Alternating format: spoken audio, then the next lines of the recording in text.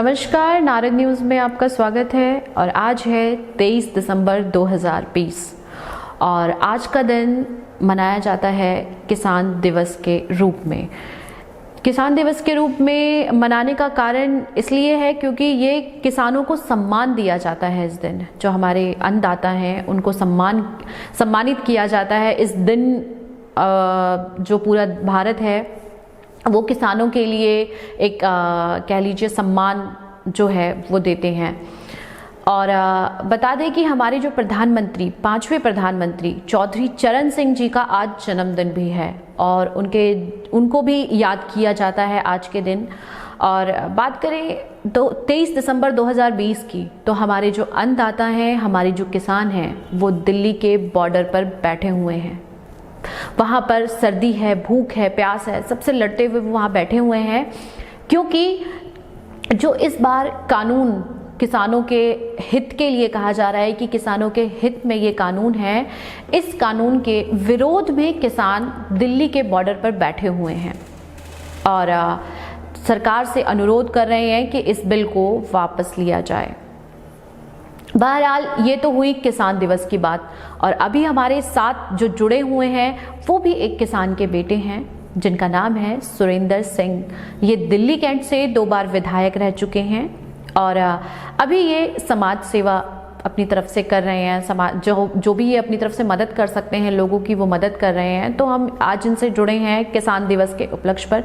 तो चलिए बात करते हैं किसानों के बारे में, जो किसान वहाँ पर बैठे हैं उनके बारे में। स्वागत करते हैं सुरेंद्र सिंह जी का हमारे स्टूडियो में। सुरेंद्र सिंह जी, हम आपसे जानना चाहेंगे कि दिल्ली के बॉर्डर पर जो किसान बैठे हैं वो क्या जायज़ बैठे हैं? क्योंकि सरकार ये कह रही है कि उन्होंने जो ये बिल पास किया है ये बिल उनके हित में है, लेकिन किसानों को ऐसा लगता है कि नहीं, ये बिल उनके हित में नहीं है। तो आप क्या कहना चाहेंगे इस पर? किसानों का जो आंदोलन है वो आज से नहीं है, जब से ये बैकडोर से इन्होंने पास किया विधेयक तब से ही किसान आंदोलन के ऊपर है। और आज पूरा देश भर का किसान जो है सड़कों के ऊपर है इस सर्दी के मौसम में।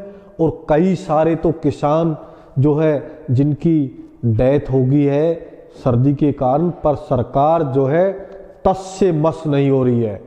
सरकार सिर्फ बातचीत की तारीख पे तारीख देने का काम कर रही है।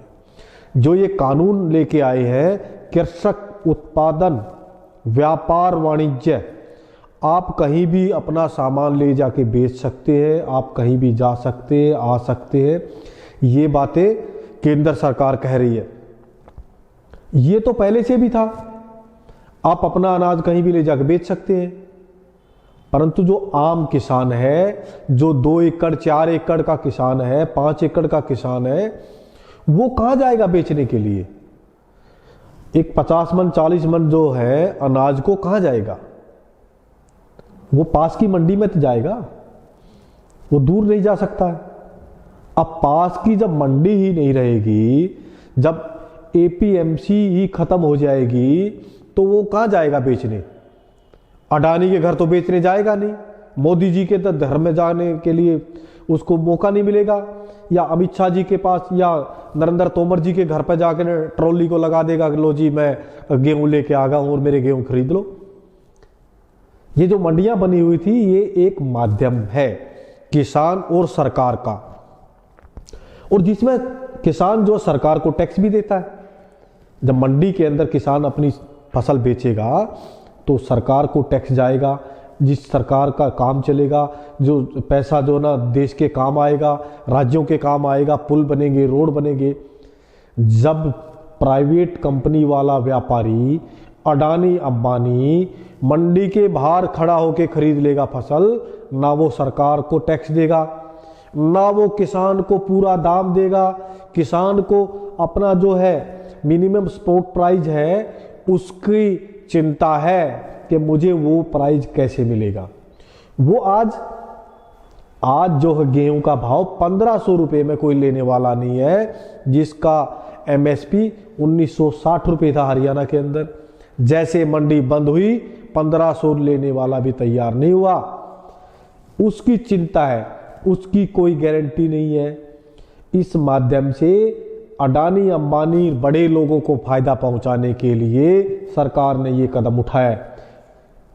इसलिए किसान ही नहीं, पूरा देश की आम जनता भी इसका जो है ना घोर विरोध कर रही है। दूसरा कानून लेके आए कॉन्ट्रैक्ट फार्मिंग का। अब किसान जो है ना कॉन्ट्रैक्ट कर सकता है। क्यों भाई, ये तो पहले भी हो रहा है। कोई अपनी जमीन अगर नहीं बोना चाह रहा दूसरे को दे देता है बाध्य के ऊपर, उससे पैसे ले लेता है, अपना एग्रीमेंट कर लेता है। अब इसमें ये कानून बनाने की जरूरत कहां से पड़ गई? कानून बनाने की जरूरत इसलिए पड़ गई कि जो 2013 का जो आंदोलन चला, 2013 में जब सरकार चुनाव लड़ रही थी, बीजेपी की सरकार ने जो चुनाव लड़ा, तो सारे हेलीकॉप्टर हवाई जहाज अडानी के उड़ते थे। उसका कर्ज उतारने के लिए ये कानून लेके आए। अब आप किसानों की जमीन ले सकते हैं।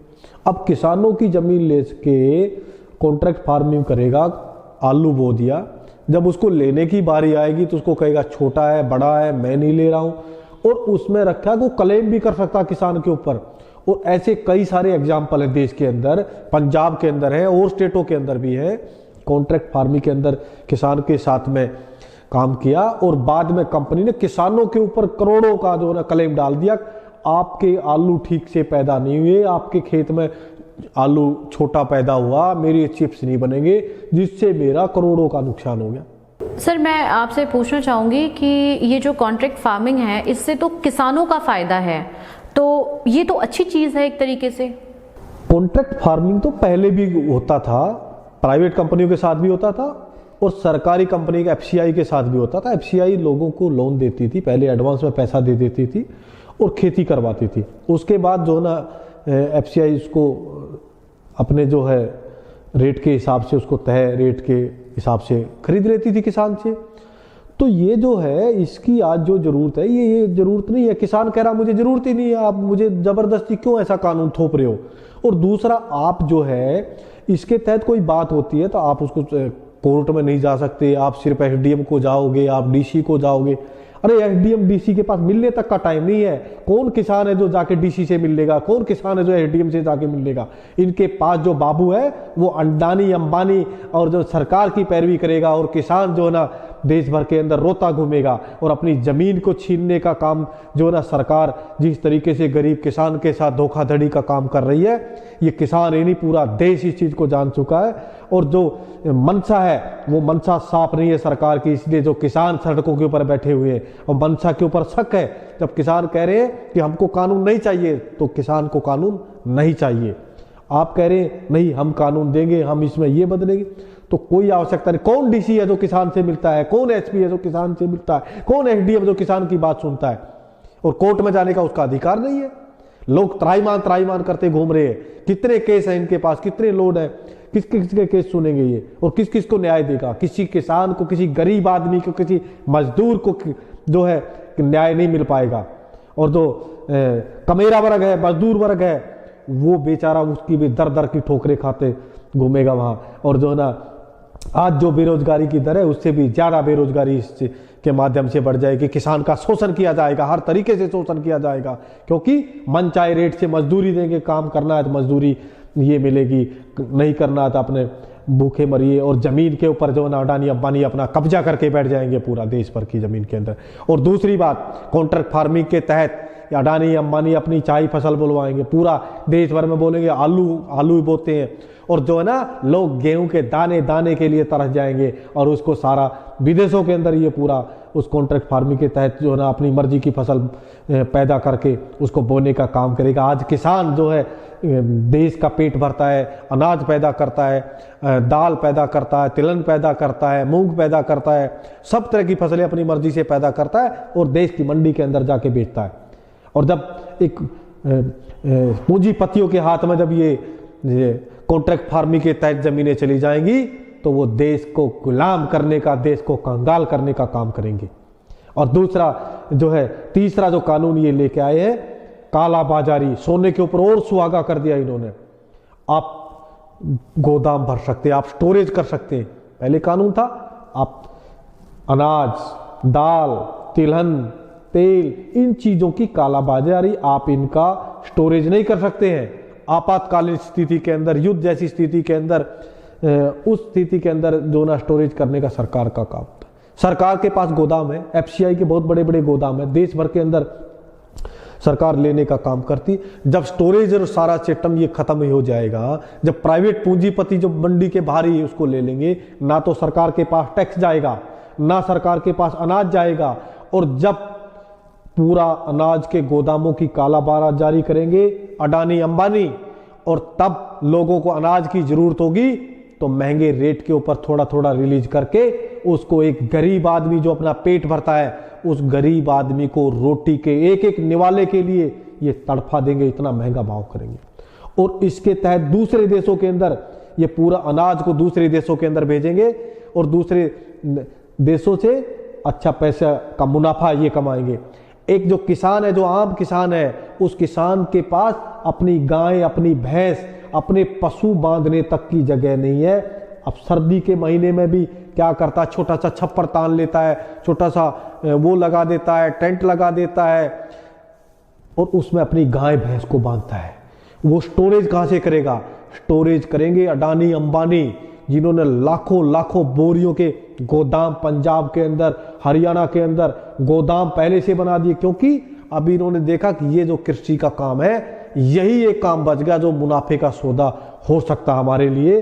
और इस कोरोना काल के अंदर जो ना देश के किसान ने, देश के कमेरे वर्ग ने देश की इकोनॉमी को बढ़ाने का काम किया है। एकमात्र ऐसा जो है ये किसान का जो वो रहा है जिसने इकोनॉमी के अंदर एक बूस्टर का काम किया है। देश को एक शान, जय जवान जय किसान का जो नारा है उसको बुलंद करने का काम किया। इधर देश के सैनिक पाकिस्तान के अंदर जाके सर्जिकल स्ट्राइक करते हैं, चाहे ना के सैनिकों को मार मार के भगाते हैं, और दूसरी तरफ देश का किसान अनाज पैदा करके देश की इकोनॉमी को मजबूत करने का काम इस कोरोना काल के अंदर किया है।